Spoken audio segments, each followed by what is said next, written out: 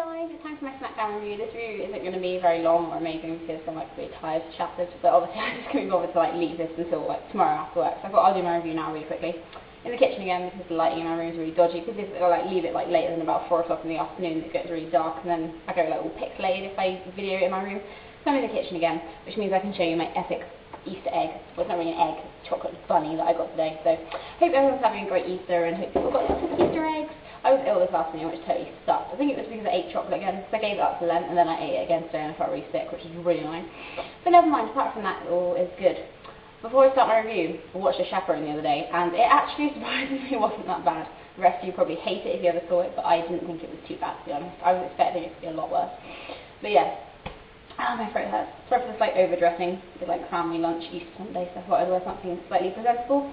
I have to say, I got the comment of the year so far. Someone commented on my video from last WrestleMania, so WrestleMania 26, saying, "You look like John Lennon minus the beard and glasses."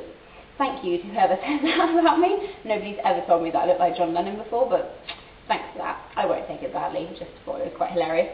Smackdown actually wasn't too bad. It was better than Raw. It was mainly wrestling, which is good, because normally Smackdown can be a bit of, like, nothing really. But there was actually quite a few matches. So Cody Rhodes came out at the start, and he said that, you know, basically everyone in the arena was, like, hiding behind masks. So he was, like, giving out, like, paper bags to, like, people in the audience to wear on their head, which was pretty amusing. That would be awesome. I want one of those paper bags. But yeah, basically then it was a WrestleMania rematch between him and Rey Mysterio. I don't get why they're doing all these matches on Raw, like, if they're going to have them at the pay-per-view as well. It's a bit like, hello, overload of, like, the same matches all the time. But yeah, so it was Cody Rhodes versus Rey Mysterio. The match itself wasn't actually too bad. Rey Mysterio won that one. They brawled after the match. It was nice when Rey Mysterio threw Rhodes, like, right over the barricade, landed flat on his stomach. That was pretty nice. So then Cody Rhodes hit the crossroads on Rey, like, the final bit. So obviously Cody Rhodes got quite a lot of heat for that. Jack Swagger versus Trent Barreta. Nobody cares. Swagger won. Nobody cares about Trent Barreta. He doesn't get like any reaction, like, ever. But never mind. Tag team title matches up next. It was obviously the core against Kane and Big Show. Kane and Big Show won this one. Hopefully this will actually be decent because, you know, Kane and Big Show are kind of people that they generally don't really know what to do with them. But hopefully they, as I said, it's a bit annoying because the tag division isn't that great. If they had a really strong tag division and they could just go through like destroying everybody, it would be good. But to be honest, SmackDown doesn't really have a lot of tag team champions. But obviously the whole draft thing next week could spice it up a bit and make it a bit more interesting.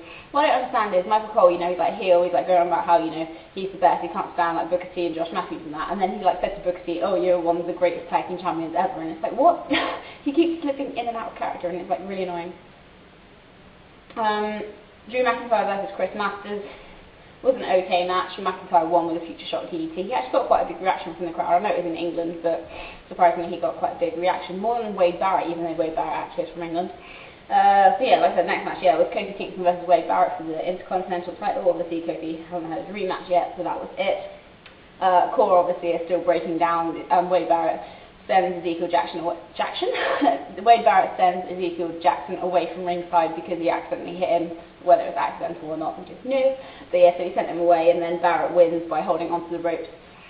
So cheating basically, but yeah, so obviously they're doing this whole core breakdown now. Hopefully this will just mean that Barrett will get like pushed, like, and show that he can, you know, actually be successful on his own, because he's actually a pretty decent wrestler. I don't actually mind Wade Barrett, to be fair. Then the final segment was Alberto Del Rio's retirement party for Edge.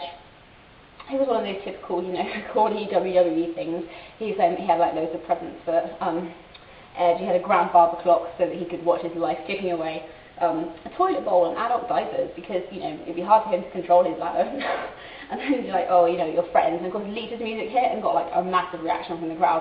Obviously you knew it wasn't going to be Lita, but then it was just a big fat woman that was supposed to represent Lita basically. That'd be so awesome if Lita come back. I really wish she would, because she'd be like so awesome in the women's division. But yeah, so they brought out, yeah, the fat Lita and a Zimmer frame. And then his final special present was a mobility scooter, and it had Ricardo Rodriguez, I can't even say his name properly, like driving it and doing Edge's opening thing that he does with the fireworks, which was quite amusing. And then basically Edge came out to like a big reaction from the crowd, so they weren't expecting him to be there.